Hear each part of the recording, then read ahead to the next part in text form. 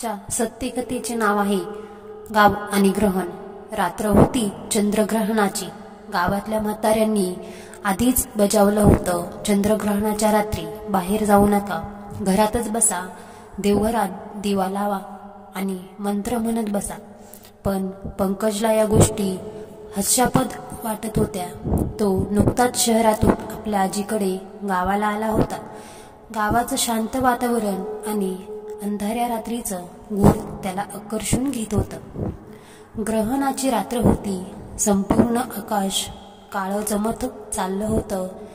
झाडांच्या फांद्या सावल्यांसारख्या हलत होत्या आणि गावात एक विचित्र शांतता होती। पंकज घराच्या बाहेर पडला, हातात मोबाईल कॅमेरा। तो काही फोटो घेणार होता। तो जुन्या विहिरीजवळ पोहोचला। गावातल्या लोकांनी ती विहीर भूतांची विहीर म्हणून ओळखली होती। म्हणे अनेक वर्षांपूर्वी तिथे एक विधवा बाई बुडाली होती आणि तिने विहिरीतून अनेकांना हाक मारली होती। पंकज हसत हसत तिथे गेला। त्यांनी मोबाईल काढून फोटो काढायला सुरुवात केली। तेव्हाच एक थंड वारा सुटला। आकाशातला चंद्र पूर्णपणे काळवंडलेला। अंधारात त्याला विहिरीतून कोणीतरी खाली पाहत असल्याचं भासलं। कुणी आहे तो ओरडला, पण उत्तर आलं त्याच्याच आवाजात, कुणी आहे आहे आहे। प्रतिध्वनी नव्हता। हे काहीतरी वेगळं होतं।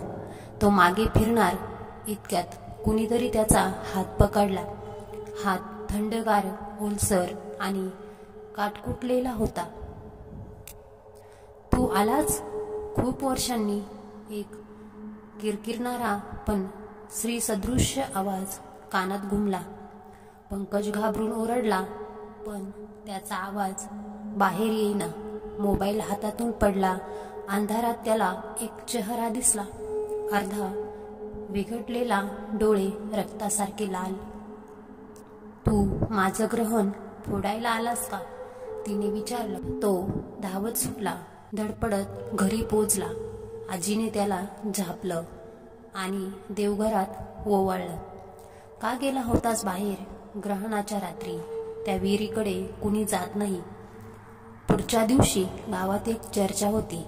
पंकजच्या मोबाईलमध्ये शेवटचा फोटो कुणीतरी बघतंय असं दिसत होतं। डोळे लालसर आणि चेहरा अस्पष्ट पण खूपच खरडलेला। आजही पंकज त्या रात्रीचा विचार करत होता, पण तो विहिरीकडे कधीच जात नाही आणि चंद्रग्रहण आलं की तो फक्त दिवा लावतो आणि त्या अंधाऱ्या आठवणींसोबत शांत बसतो।